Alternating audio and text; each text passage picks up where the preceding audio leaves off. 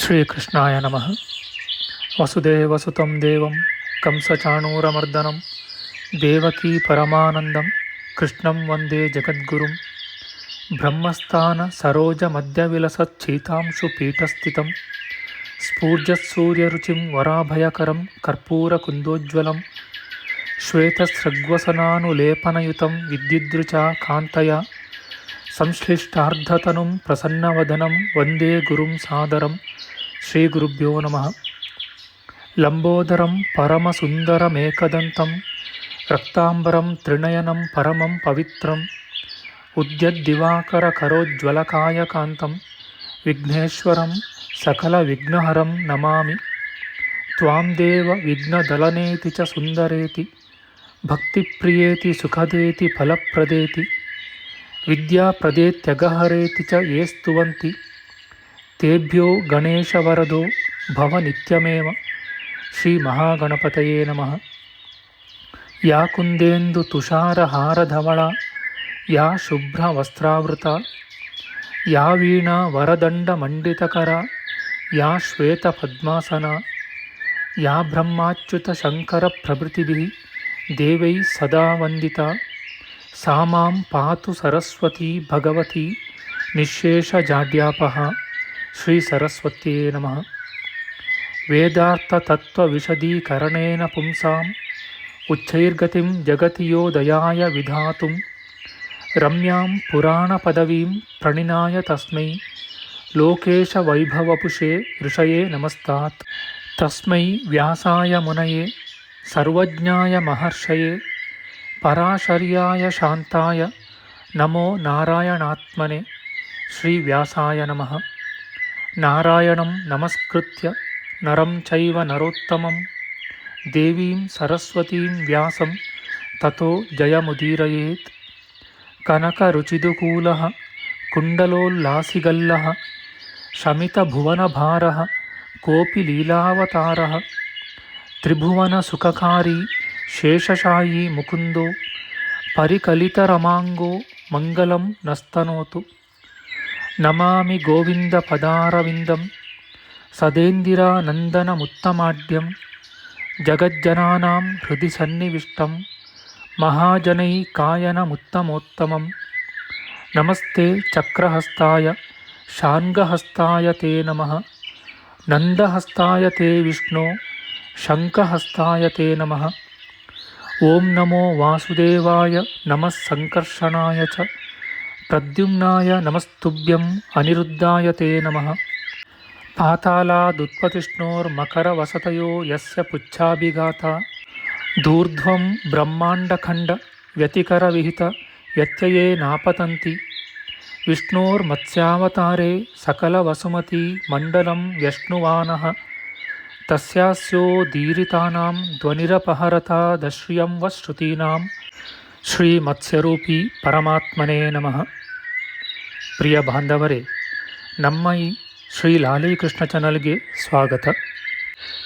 ಇಂದಿನ ವಿಡಿಯೋದಲ್ಲಿ ನಾವು ಶ್ರೀ ಮತ್ಸ್ಯ ಮಹಾಪುರಾಣದ 90 ಮತ್ತು 91ನೇ ಅಧ್ಯಾಯಗಳಾದ ರತ್ನ ಪರ್ವತದಾನ, ರಜತ ಪರ್ವತದಾನಗಳ ವಿಚಾರ ಮಾಡೋಣ.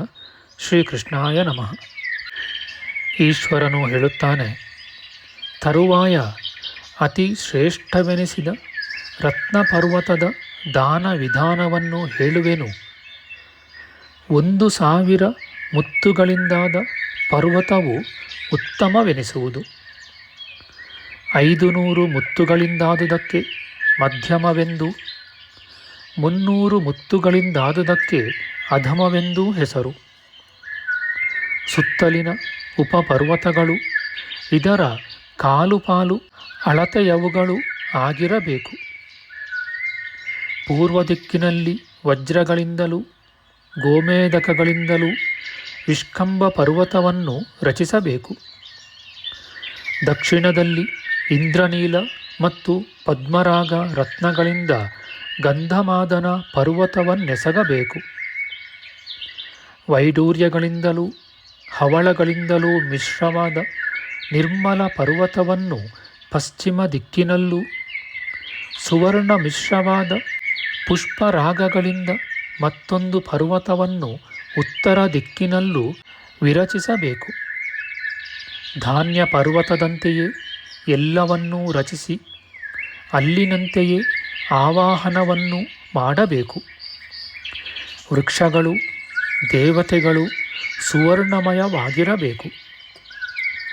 ಪ್ರಾತಃ ಕಾಲದಲ್ಲಿ ಶುದ್ಧ ಮನಸ್ಕನಾಗಿ ಗಂಧ ಪುಷ್ಪಾದಿಗಳಿಂದ ಪೂಜಿಸಬೇಕು. ಈ ಹಿಂದೆ ಹೇಳಿದಂತೆಯೇ ಆಚಾರ್ಯನಿಗೂ ಋತ್ವಿಕ್ಕುಗಳಿಗೂ ಈ ಮುಂದಿನ ಮಂತ್ರವನ್ನು ಹೇಳಿ ದಾನ ಮಾಡಬೇಕು. ಎಲ್ಲ ರತ್ನಗಳಲ್ಲಿಯೂ ದೇವತೆಗಳು ನೆಲೆಸಿರುವರು. ಎಲೈ ರತ್ನಾಚಲವೇ, ನೀನು ಸದಾ ರತ್ನಮಯನು. ನಿನಗೆ ನಿತ್ಯವೂ ನಮಸ್ಕಾರ. ರತ್ನಗಳನ್ನು ದಾನ ಮಾಡುವುದರಿಂದ ಮಹಾವಿಷ್ಣುವು ತುಷ್ಟನಾಗುತ್ತಾನೆ. ಆದುದರಿಂದ ಎಲೈ ಪರ್ವತವೇ, ನೀನು ನಮಗೆ ಯಾವಾಗಲೂ ರತ್ನವನ್ನಿತ್ತು ರಕ್ಷಿಸು. ಈ ವಿಧಾನದಿಂದ ರತ್ನ ಪರ್ವತವನ್ನು ದಾನ ಮಾಡುವಾತನು ದೇವೇಂದ್ರನಿಂದ ಪೂಜಿತನಾಗಿ ಮಹಾವಿಷ್ಣುವಿನ ಸಾಲೋಕ್ಯವನ್ನು ಪಡೆಯುವನು. ಈ ಭೋಗಲೋಕದಲ್ಲಿ ಕಲ್ಪಶತಗಳ ಕಾಲ ಪೂರ್ಣವಾಗಿ ವಾಸ ಮಾಡುವನು. ರೂಪ, ಆರೋಗ್ಯ ಮುಂತಾದ ಗುಣಗಳಿಂದ ಕೂಡಿ ಸಪ್ತದ್ವೀಪಾಧಿಪತ್ಯವನ್ನು ಅನುಭವಿಸುವನು. ಈ ಜನ್ಮದಲ್ಲೋ ಬೇರೆ ಜನ್ಮದಲ್ಲೋ ಮಾಡಿದ ಬ್ರಹ್ಮಹತ್ಯಾದಿ ಪಾಪವೇನೇ ಇರಲಿ, ಅದು ವಜ್ರಾಯುಧ ಹತವಾದ ಪರ್ವತದಂತೆ ನಾಶವಾಗುವುದು.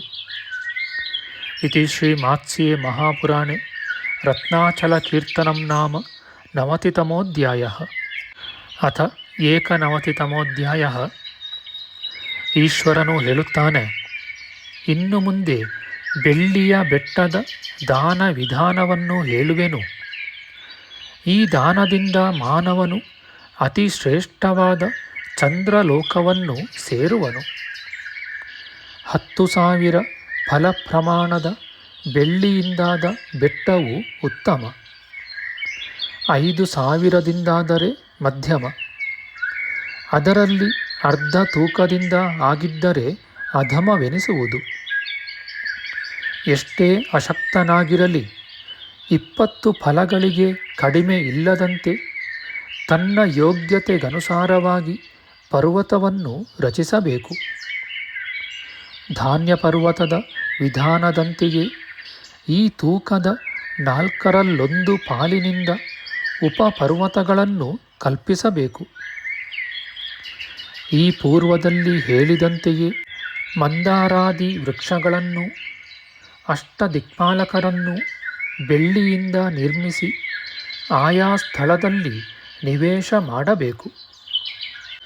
ಈ ಪರ್ವತದ ತಪ್ಪಲು ಪ್ರದೇಶವನ್ನು ಚಿನ್ನದ ತಗಡಿನಿಂದ ಹೊದಿಸಿ ಅದರಲ್ಲಿ ಬ್ರಹ್ಮ, ವಿಷ್ಣು, ಸೂರ್ಯರನ್ನು ಸ್ಥಾಪಿಸಬೇಕು.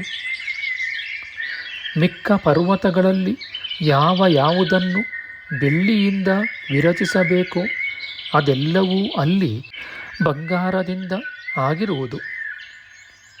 ಹೋಮ, ಜಾಗರಣ ಮುಂತಾದುವೆಲ್ಲವನ್ನು ಈ ಪೂರ್ವದಲ್ಲಿ ಮಾಡಿದಂತೆಯೇ ಮಾಡಬೇಕು. ಮರುದಿನ ಪ್ರಾತಃಕಾಲದಲ್ಲಿ ರಜತ ಪರ್ವತವನ್ನು ದಾನ ಮಾಡಬೇಕು. ಋತ್ವಿಕ್ಕುಗಳನ್ನು ವಸ್ತ್ರಾಲಂಕಾರಗಳಿಂದ ಸತ್ಕರಿಸಿ ಉಪಪರ್ವತಗಳನ್ನು ಕೊಡಬೇಕು. ದಾನ ಮಾಡುವಾಗ ಬೆರಳಿನಲ್ಲಿ ದರ್ಬೆಯ ಪವಿತ್ರವನ್ನು ಧರಿಸಿ ಶುದ್ಧ ಮನಸ್ಸಿನಿಂದ ಈ ಮುಂದಿನ ಮಂತ್ರವನ್ನು ಹೇಳಬೇಕು. ಪಿತೃಗಳು, ವಿಷ್ಣು, ಇಂದ್ರ, ಶಿವ ಇವರೆಲ್ಲರಿಗೂ ನೀನು ಪ್ರಿಯನಾಗಿರುವೆ. ಎಲೈ ರಜತಾಚಲವೇ, ದುಃಖಮಯವಾದ ಈ ಸಂಸಾರ ಸಾಗರದಿಂದ ನನ್ನನ್ನು ಕಾಪಾಡು. ಹೀಗೆ ಪ್ರಾರ್ಥಿಸಿ ಉತ್ತಮವಾದ ರಜತ ಪರ್ವತವನ್ನು ದಾನ ಮಾಡುವ ಮನುಷ್ಯನಿಗೆ 10,000 ಗೋದಾನಗಳ ಫಲವು ಬರುತ್ತದೆ.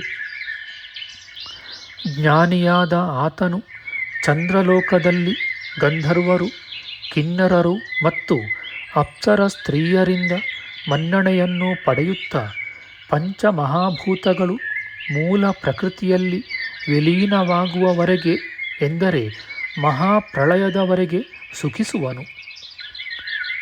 ಇತಿ ಶ್ರೀಮಾತ್ಸ್ಯೆ ಮಹಾಪುರಾಣೆ ರೌಪ್ಯಾಚಲಕೀರ್ತನಂ ನಾಮ ಏಕನವತಿತಮೋಧ್ಯಾಯ. ಶ್ರೀಕೃಷ್ಣಾರ್ಪಣಮಸ್ತು. ನಮ್ಮ ಮುಂದಿನ ವಿಡಿಯೋದಲ್ಲಿ ನಾವು ಶ್ರೀ ಮತ್ಸ್ಯ ಮಹಾಪುರಾಣದ 92ನೆಯ ಅಧ್ಯಾಯವಾದ ಶರ್ಕರಾ ಪರ್ವತದಾನ ಲೀಲಾವತಿ ಎಂಬ ವೇಶ್ಯೆಯ ವೃತ್ತಾಂತದ ವಿಚಾರ ಮಾಡೋಣ. ಆಧ್ಯಾತ್ಮಿಕ ಚರ್ಚೆ ಮತ್ತು ವಿಚಾರ ವಿನಿಮಯಕ್ಕಾಗಿ ಶುರು ಮಾಡಿದ ಈ ಚಾನಲ್ನಲ್ಲಿ ನಾವು ಅಪ್ಲೋಡ್ ಮಾಡುವ ಎಲ್ಲ ವಿಡಿಯೋಗಳನ್ನು ಸಂಪೂರ್ಣವಾಗಿ ನೋಡಿ ನಿಮ್ಮ ಸಲಹೆಗಳನ್ನು ಕಮೆಂಟ್ ಬಾಕ್ಸ್ನಲ್ಲಿ ಬರೆಯಿರಿ. ದಯವಿಟ್ಟು ಈ ಚಾನಲ್ಗೆ ಸಬ್ಸ್ಕ್ರೈಬ್ ಮಾಡಿ ಹಾಗೂ ಬೆಲ್ ಬಟನ್ ಒತ್ತಿ ನಾವು ಹಾಕುವ ಎಲ್ಲ ವಿಡಿಯೋಗಳನ್ನು ನೋಡಿ ಪ್ರೋತ್ಸಾಹಿಸಿ. ಕೃಷ್ಣಂ ನಾರಾಯಣಂ ವಂದೇ ಕೃಷ್ಣಂ ವಂದೇ ವ್ರಜಪ್ರಿಯಂ ಕೃಷ್ಣಂ ದ್ವೈಪಾಯನಂ ವಂದೇ ಕೃಷ್ಣಂ ವಂದೇ ಪೃಥಾಸುತಂ. ಶ್ರೀಕೃಷ್ಣಾಯ ನಮಃ.